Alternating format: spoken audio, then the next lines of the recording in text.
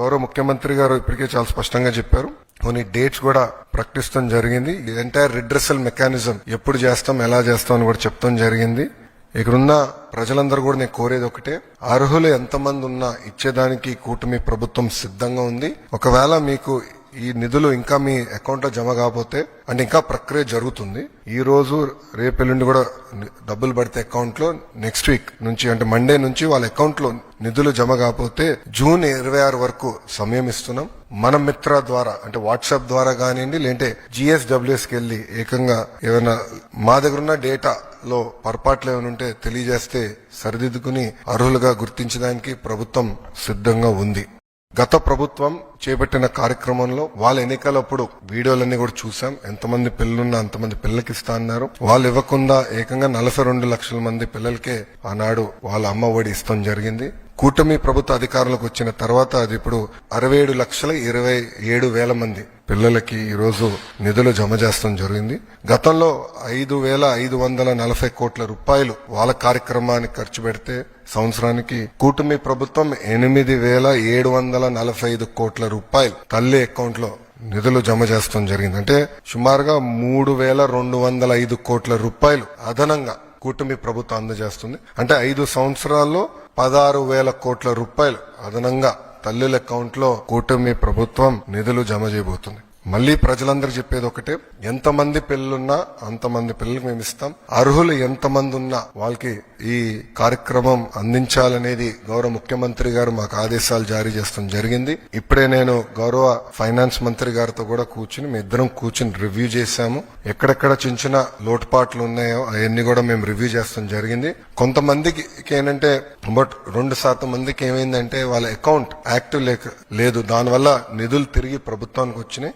ఆ తల్లులందరినీ వాళ్ళ అకౌంట్ ని యాక్టివేట్ చేసుకోమని చెప్పి వాళ్ళకి SMS కూడా వెళ్తుంది. ఇట్లా మీకు డబ్బులు పంపించడానికి ప్రయత్నించాము, మీ అకౌంట్ ఇన్యాక్టివ్ గా ఉందని SMS పంపిస్తున్నాం. వాళ్ళ బ్యాంక్ వెళ్ళి వాళ్ళ అకౌంట్ యాక్టివేట్ చేసుకున్న వెంటనే నిధులు నేరుగా వాళ్ళ అకౌంట్ లో పడతాయి. సో మన మిత్ర ద్వారా కూడా ఇప్పుడు గ్రీవెన్స్ రేజ్ చేయడానికి ఆస్కారం ఉంటుంది. సో వెళ్ళాలంటే గ్రామ సచివాలయ, వార్డు సచివాలయకి వెళ్ళొచ్చు, లేదంటే ఇంట్లో కూర్చుని వాట్సాప్ ద్వారా గ్రీవెన్స్ కూడా రేజ్ చేసే ఆస్కారం ఇచ్చాం. యూడైస్ డేటా గురించి పాపం అక్కడున్న గతంలో పనిచేసిన విద్యాశాఖ మంత్రులు కనీసం బేసిక్స్ తెలియదు. యూడైస్ లో అంగన్వాడీకి వెళ్తున్న పిల్లలు ఉంటారు, LKGకి వెళ్తున్న పిల్లలు ఉంటారు, UKGకి వెళ్తున్న పిల్లలు ఉంటారు. ఈ స్కీమ్ వాళ్ళకి వర్తించదు. నంబర్ 1. నంబర్ 2, గత ప్రభుత్వం GER గ్రాస్ ఎన్రోల్మెంట్ రేషియో చూపించేదానికి 18 సంవత్సరాల కన్నా ఎక్కువ వయసు ఉన్నోళ్ళని తీసుకొచ్చి ఏకంగా ప్రభుత్వ పాఠశాలల్లో చదువుతున్నారని వాళ్ళని ఎన్రోల్ చేస్తాం జరిగింది. పక్క రాష్ట్రాల్లో చదువుతున్న పిల్లల్ని తీసుకొచ్చి ఆంధ్ర రాష్ట్రంలో చదువుతున్నారని చూపిస్తాం జరిగింది. విత్ ప్రూఫ్ నా దగ్గర ఉన్నాయన్ని. విద్యాశాఖ మంత్రిగా నేను వాస్తవాల దగ్గర ఉండాలి కనుక మొత్తం లిస్ట్, ఎందుకంటే ఇది డ్రాప్ బాక్స్ అని ఉంటుంది. అంటే ఈ పాఠశాలలో పిల్లలు ఉంటారు, ఈ పాఠశాల పిల్లలు మధ్యలో ఉంటారు, గాల్లో ఉంటారు పిల్లలు. డ్రాప్ బాక్స్ అంటారు అది ఐటీలో. ఈ వాళ్ళ సిస్టమ్ లో డ్రాప్ బాక్స్ అంటారు. అక్కడ పెట్టేశారు. పిల్లలు ఎక్కడున్నారో మాకు తెలియదు. మొత్తం వెరిఫై చేస్తే దొంగ లెక్కలు ఉన్నాయని తేలిని. ఒక విద్యాశాఖ మంత్రికి అసలు ఎంతమంది పిల్లలు ప్రభుత్వ పాఠశాలలో చదువుతున్నారు తెలుసుకున్నాక నాకు 100 రోజులు పెట్టిందండి. 100 రోజులు పెట్టింది నాకు. అధికారులు అడిగితే సార్ మాకు నంబర్ క్లారిటీ లేదు సార్, గతంలో వీళ్ళు ఎట్లా నడిపించారో నాకు అర్థం అలా విద్యాశాఖ అంటే ఏదో లెక్కలున్నాయి, ఏదో నంబర్లు అని చెప్పి చేస్తాం కాదు. రెండోది, నిజంగానే వాళ్ళంత భావించుంటే వాళ్ళు ఎందుకు ఇవ్వలేదండి? అమ్మ ఒడి ఎందుకు ఇవ్వలేదు వాళ్ళు? ఈ రోజు మేము ఇస్తున్నాం. అర్హులు ఎంతమంది ఉన్నారో వాళ్ళు ఇచ్చేదాకా మేము సిద్ధంగా ఉన్నాం. మొత్తం లిస్ట్ GSWS ముందర పెడతాను, బయట పెడతాను. లేదంటే ఎవరన్నా రాలేదనుకుంటే మన మిత్రకెళ్ళి ఎందుకు రాలేదో తెలుసుకోవచ్చు, కరెక్ట్ చేసిన మార్గం కూడా ఇస్తున్నాం. సో అర్హులు ఎంతమంది ఉన్నా ఇచ్చేదానికి కూటమి ప్రభుత్వం సిద్ధంగా ఉంది. గతంలో విద్యాశాఖ మంత్రిగా పనిచేసిన వాళ్ళకి డిక్షనరీలో ఏముందో కూడా తెలియదు.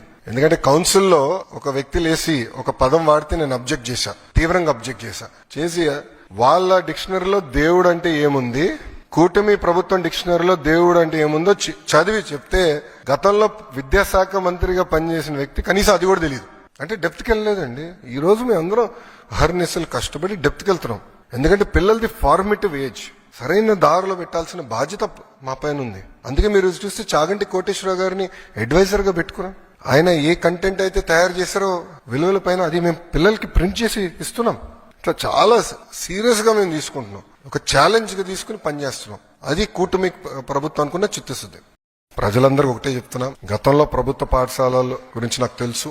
కరెక్ట్ గా డేటా లేదు, ఎంతమంది పిల్లలు చదువుతున్నారో తెలియని పరిస్థితి, అడుగడుగున ఇబ్బంది పడే పరిస్థితి ఉండేది. అలా కాకుండా అందరి ఆమోదంతో అద్భుతమైన సంస్కరణలు మేము తీసుకొచ్చాం. దీనివల్ల మెరుగైన విద్య ప్రభుత్వ పాఠశాలలు అందించే లక్ష్యంగా మేము పెట్టుకున్నాం. సో తల్లిదండ్రులు అందరూ కూడా కోరుతున్నాను, ప్రభుత్వ పాఠశాలలో మీ పిల్లల్ని చేర్చండి. వాళ్ళని ప్రయోజకులుగా తీర్చిదిద్దే బాధ్యత కూటమి ప్రభుత్వం తీసుకుంటుంది. మనం ఇతర రాష్ట్రాల ఎడ్యుకేషన్ మోడల్స్ గురించి మాట్లాడాం. 1 year ఇవ్వండి, ఆంధ్ర మోడల్ ఆఫ్ ఎడ్యుకేషన్ ఏంటో చూపిస్తాం. మొత్తం డిపార్ట్మెంట్ కమిటెడ్ గా మేము పనిచేస్తున్నాం. మీరు టెక్స్ట్ బుక్స్ చూడండి, నేను ఏదైతే శాసనసభ సాక్షిగా చెప్పానో అన్ని మేము అమలు చేశాం. మా ఎవ్వరు ఫోటోలు, గౌరవ ముఖ్యమంత్రి గారి దగ్గర నుంచి మా ఎవ్వరు ఫోటోలు ఆ టెక్స్ట్ బుక్స్ లో లేవు. నో ఫార్వర్డ్స్ ఏమి లేవు. బ్యాగ్ బరువు తగ్గించదని కూడా ఏకంగా అన్ని సబ్జెక్ట్స్ కలిపి ఎప్పుడు ఏ సబ్జెక్ట్ అందించాలో అట్లా అందిస్తున్నాం. సో ఎక్కువ బ్యాగ్ బరువు కూడా ఉండకూడదు. అట్లా చాలా సీరియస్ గా ఆలోచించి సంస్కరణలు తీసుకొచ్చాం. అందుకే ప్రజలందరూ కూడా కోరుతున్నా, మీ పిల్లల్ని ప్రభుత్వ పాఠశాలలో చేర్పించాలని నేను సభాముఖంగా కోరుతాం జరుగుతుంది. గౌరవ ముఖ్యమంత్రి గారు ఇప్పటికే చాలా స్పష్టంగా చెప్పారు. కొన్ని డేట్స్ కూడా ప్రకటిస్తాం జరిగింది. ఎంటైర్ రిడ్రెసల్ మెకానిజం ఎప్పుడు చేస్తాం, ఎలా చేస్తాం అని కూడా చెప్తాం జరిగింది. ఇక్కడున్న ప్రజలందరూ కూడా నేను కోరేది ఒకటే, అర్హులు ఎంతమంది ఉన్నా ఇచ్చేదానికి కూటమి ప్రభుత్వం సిద్ధంగా ఉంది. ఒకవేళ మీకు ఈ నిధులు ఇంకా మీ అకౌంట్ లో జమ కాకపోతే, అంటే ఇంకా ప్రక్రియ జరుగుతుంది, ఈ రోజు రేపెల్లుండి కూడా డబ్బులు పడితే అకౌంట్ లో నెక్స్ట్ వీక్ నుంచి అంటే మండే నుంచి వాళ్ళ అకౌంట్ లో నిధులు జమ కాకపోతే June 26 వరకు సమయం ఇస్తున్నాం. మన మిత్ర ద్వారా అంటే వాట్సాప్ ద్వారా కానివ్వండి, లేదంటే GSWS కి వెళ్ళి ఏకంగా ఏమైనా మా దగ్గర ఉన్న డేటాలో పొరపాట్లు ఏమైనా ఉంటే తెలియజేస్తే సరిదిద్దుకుని అర్హులుగా గుర్తించడానికి ప్రభుత్వం సిద్ధంగా ఉంది. గత ప్రభుత్వం చేపట్టిన కార్యక్రమంలో వాళ్ళ ఎన్నికలప్పుడు వీడియోలన్నీ కూడా చూసాం. ఎంతమంది పిల్లలున్నా అంతమంది పిల్లలకి ఇస్తా అన్నారు. వాళ్ళు ఇవ్వకుండా ఏకంగా 42 లక్షల మంది పిల్లలకే ఆనాడు వాళ్ళ అమ్మ ఒడి ఇస్తాం జరిగింది. కూటమి ప్రభుత్వ అధికారులకు వచ్చిన తర్వాత అది ఇప్పుడు 67,27,000 మంది పిల్లలకి ఈ రోజు నిధులు జమ చేస్తాం జరిగింది. గతంలో 5,540 కోట్ల రూపాయలు వాళ్ళ కార్యక్రమానికి ఖర్చు పెడితే సంవత్సరానికి కూటమి ప్రభుత్వం 8,745 కోట్ల రూపాయలు తల్లి అకౌంట్ లో నిధులు జమ చేస్తాం జరిగింది. అంటే సుమారుగా 3,205 కోట్ల రూపాయలు అదనంగా కూటమి ప్రభుత్వం అందజేస్తుంది. అంటే 5 సంవత్సరాల్లో 16,000 కోట్ల రూపాయలు అదనంగా తల్లుల అకౌంట్ లో కూటమి ప్రభుత్వం నిధులు జమ చేయబోతుంది. మళ్ళీ ప్రజలందరూ చెప్పేది ఒకటే, ఎంతమంది పిల్లలున్నా అంతమంది పిల్లలకు మేము ఇస్తాం. అర్హులు ఎంతమంది ఉన్నా వాళ్ళకి ఈ కార్యక్రమం అందించాలనేది గౌరవ ముఖ్యమంత్రి గారు మాకు ఆదేశాలు జారీ చేస్తాం జరిగింది. ఇప్పుడే నేను గౌరవ ఫైనాన్స్ మంత్రి గారితో కూడా కూర్చుని మీ ఇద్దరం కూర్చుని రివ్యూ చేశాము. ఎక్కడెక్కడ చిన్న చిన్న లోటుపాట్లు ఉన్నాయో అవన్నీ కూడా మేము రివ్యూ చేస్తాం జరిగింది. కొంతమందికి ఏంటంటే 2% మందికి ఏమైందంటే వాళ్ళ అకౌంట్ యాక్టివ్ లేదు, దానివల్ల నిధులు తిరిగి ప్రభుత్వానికి వచ్చినాయి. ఆ తల్లులందరినీ వాళ్ళ అకౌంట్ ని యాక్టివేట్ చేసుకోమని చెప్పి వాళ్ళకి SMS కూడా వెళ్తుంది. ఇట్లా మీకు డబ్బులు పంపించడానికి ప్రయత్నించాము, మీ అకౌంట్ ఇన్యాక్టివ్ గా ఉందని SMS పంపిస్తున్నాం. వాళ్ళ బ్యాంక్ వెళ్ళి వాళ్ళ అకౌంట్ యాక్టివేట్ చేసుకున్న వెంటనే నిధులు నేరుగా వాళ్ళ అకౌంట్ లో పడతాయి. సో మన మిత్ర ద్వారా కూడా ఇప్పుడు గ్రీవెన్స్ రేజ్ చేయడానికి ఆస్కారం ఉంటుంది. సో వెళ్ళాలంటే గ్రామ సచివాలయ, వార్డు సచివాలయకి వెళ్ళొచ్చు, లేదంటే ఇంట్లో కూర్చుని వాట్సాప్ ద్వారా గ్రీవెన్స్ కూడా రేజ్ చేసే ఆస్కారం ఇచ్చాం. యూడైస్ డేటా గురించి పాపం అక్కడున్న గతంలో పనిచేసిన విద్యాశాఖ మంత్రులు కనీసం బేసిక్స్ తెలియదు. యూడైస్ లో అంగన్వాడీకి వెళ్తున్న పిల్లలు ఉంటారు, LKGకి వెళ్తున్న పిల్లలు ఉంటారు, UKGకి వెళ్తున్న పిల్లలు ఉంటారు.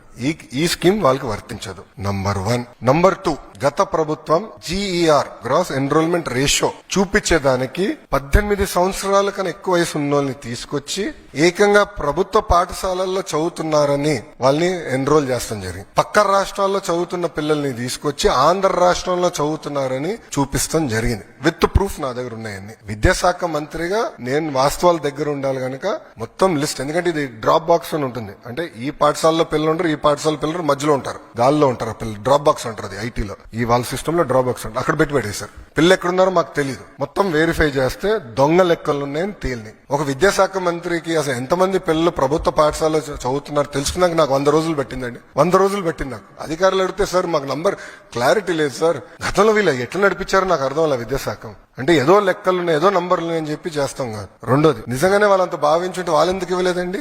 అమ్మ ఒడి ఎందుకు ఇవ్వలేదు వాళ్ళు? ఈ రోజు మేము ఇస్తున్నాం. అర్హులు ఎంతమంది ఉన్నారో వాళ్ళు ఇచ్చేదాకా మేము సిద్ధంగా ఉన్నాం. మొత్తం లిస్ట్ GSWS ముందర పెడతాను, బయట పెడతాను. లేదంటే ఎవరన్నా రాలేదనుకుంటే మన మిత్రకెళ్ళి ఎందుకు రాలేదో తెలుసుకోవచ్చు, కరెక్ట్ చేసిన మార్గం కూడా ఇస్తున్నాం. సో అర్హులు ఎంతమంది ఉన్నా ఇచ్చేదానికి కూటమి ప్రభుత్వం సిద్ధంగా ఉంది. గతంలో విద్యాశాఖ మంత్రిగా పనిచేసిన వాళ్ళకి డిక్షనరీలో ఏముందో కూడా తెలియదు. ఎందుకంటే కౌన్సిల్లో ఒక వ్యక్తి లేసి ఒక పదం వాడితే నేను అబ్జెక్ట్ చేశా, తీవ్రంగా అబ్జెక్ట్ చేసి వాళ్ళ డిక్షనరీలో దేవుడు అంటే ఏముంది, కూటమి ప్రభుత్వం డిక్షనరీలో దేవుడు అంటే ఏముందో చదివి చెప్తే గతంలో విద్యాశాఖ మంత్రిగా పనిచేసిన వ్యక్తి కనీసం అది కూడా తెలియదు. అంటే డెప్త్కి వెళ్ళలేదండి. ఈ రోజు మేము అందరం హర్నిసలు కష్టపడి డెప్త్కి వెళ్తున్నాం. ఎందుకంటే పిల్లలది ఫార్మేటివ్ ఏజ్, సరైన దారిలో పెట్టాల్సిన బాధ్యత మా పైన ఉంది. అందుకే మీరు చూస్తే చాగంటి కోటేశ్వరరావు గారిని అడ్వైజర్ గా పెట్టుకున్నాం. ఆయన ఏ కంటెంట్ అయితే తయారు చేశారో విలువల పైన అది మేము పిల్లలకి ప్రింట్ చేసి ఇస్తున్నాం. ఇట్లా చాలా సీరియస్ గా మేము తీసుకుంటున్నాం, ఒక ఛాలెంజ్ గా తీసుకుని పనిచేస్తున్నాం. అది కూటమి ప్రభుత్వానికి ఉన్న చిత్తశుద్ధి. ప్రజలందరూ ఒకటే చెప్తున్నాం, గతంలో ప్రభుత్వ పాఠశాలల గురించి నాకు తెలుసు. కరెక్ట్ గా డేటా లేదు, ఎంతమంది పిల్లలు చదువుతున్నారో తెలియని పరిస్థితి, అడుగడుగున ఇబ్బంది పడే పరిస్థితి ఉండేది. అలా కాకుండా అందరి ఆమోదంతో అద్భుతమైన సంస్కరణలు మేము తీసుకొచ్చాం. దీనివల్ల మెరుగైన విద్య ప్రభుత్వ పాఠశాలలు అందించే లక్ష్యంగా మేము పెట్టుకున్నాం. సో తల్లిదండ్రులు అందరూ కూడా కోరుతున్నాను, ప్రభుత్వ పాఠశాలలో మీ పిల్లల్ని చేర్చండి. వాళ్ళని ప్రయోజకులుగా తీర్చిదిద్దే బాధ్యత కూటమి ప్రభుత్వం తీసుకుంటుంది. మనం ఇతర రాష్ట్రాల ఎడ్యుకేషన్ మోడల్స్ గురించి మాట్లాడాం. 1 year ఇవ్వండి, ఆంధ్ర మోడల్ ఆఫ్ ఎడ్యుకేషన్ ఏంటో చూపిస్తాం. మొత్తం డిపార్ట్మెంట్ కమిటెడ్ గా మేము పనిచేస్తున్నాం. మీరు టెక్స్ట్ బుక్స్ చూడండి, నేను ఏదైతే శాసనసభ సాక్షిగా చెప్పానో అన్ని మేము అమలు చేశాం. మా ఎవ్వరు ఫోటోలు, గౌరవ ముఖ్యమంత్రి గారి దగ్గర నుంచి మా ఎవ్వరు ఫోటోలు ఆ టెక్స్ట్ బుక్స్ లో లేవు.